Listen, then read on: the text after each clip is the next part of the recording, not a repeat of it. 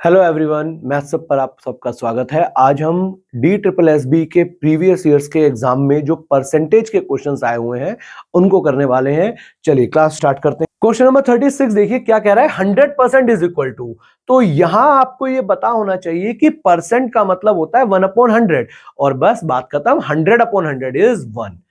तो किसी भी परसेंट को अगर हमें फ्रैक्शन में बताना है, नंबर में बताना है, तो हमें उस परसेंट को हटाकर डिवाइडेड बाय 100 कर देना है, हमारा फ्रैक्शन आ जाएगा।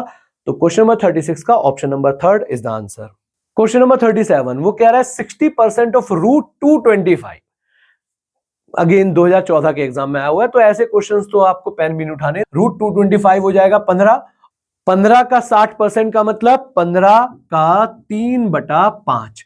5 से भाग करेंगे 3, 3 तिया 9। किसी भी नंबर का 60% निकालने के लिए 3/5 से मल्टीप्लाई कर दीजिए।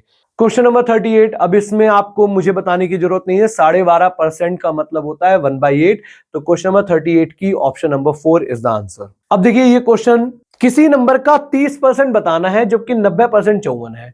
तो 90% अगर 54 है तो 30% उसका 1/3 ही हो जाएगा और 54 का 1/3 हो गया 18। तो क्वेश्चन नंबर 39 का option number 4 18 is the answer.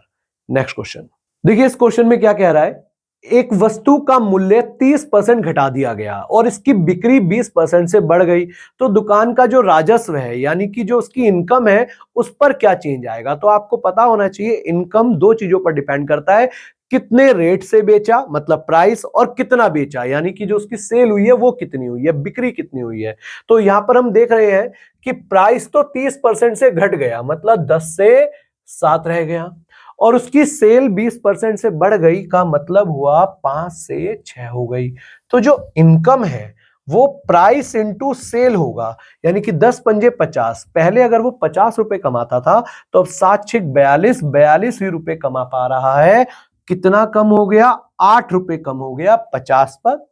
और यहीं पर देखो 8 हुआ है 50 पर कम, तो 100 पर हो जाएगा 16। तो आंसर हो गया 16% decrease. Option number 4 is the answer. कर लीजिए क्वेश्चन नंबर 4। ऐसे ही और क्वेश्चंस के लिए हमारे चैनल को सब्सक्राइब करें, इस वीडियो को ज्यादा से ज्यादा शेयर और लाइक करें। Thank you.